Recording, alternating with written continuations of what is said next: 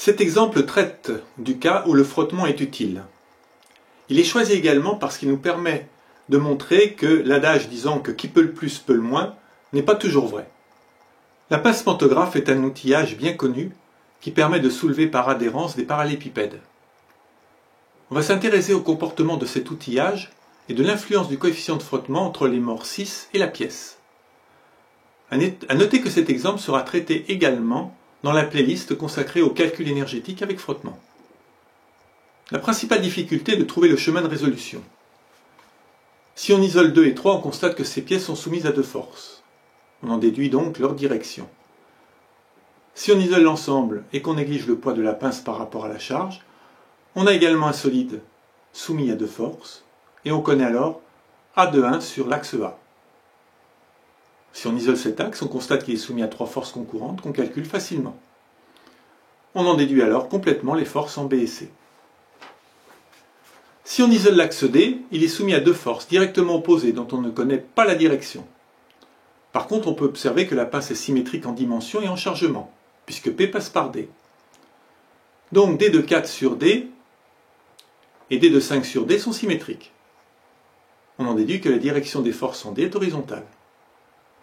Il nous suffit alors d'isoler 5 par exemple et de constater qu'il est soumis à trois forces, dont une est connue, une autre de direction connue. On peut alors résoudre le système de façon classique.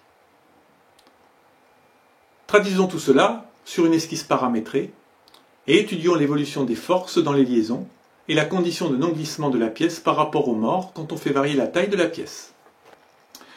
L'esquisse se réduit à une demi-pièce matérialisée par les points A, C, D et F. Un axe de symétrie verticale qui passe par D est tracé. Dans un premier temps, je cote en cartésien selon le plan.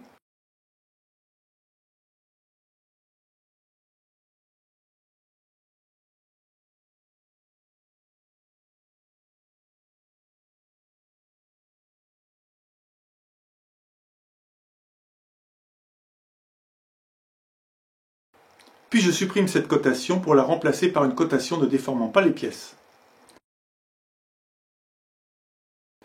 Attention à vérifier que l'esquisse est bien totalement contrainte et ne pas oublier cet angle.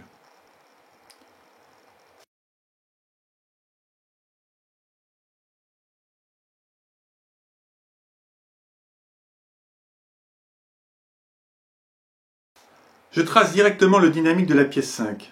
En effet, on sait que la projection verticale de C de 2 sur 5 est égale à P sur 2, puisque AC est égal à CD.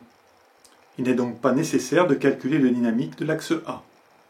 On constate que si les morts s'écartent, les efforts dans les liaisons augmentent, alors que l'angle entre la direction des forces en E et F et l'axe du cône diminue. Ceci traduit que plus les morts sont écartés, moins il y a risque de glissement de la pièce au détriment de l'intensité des efforts qui s'y appliquent.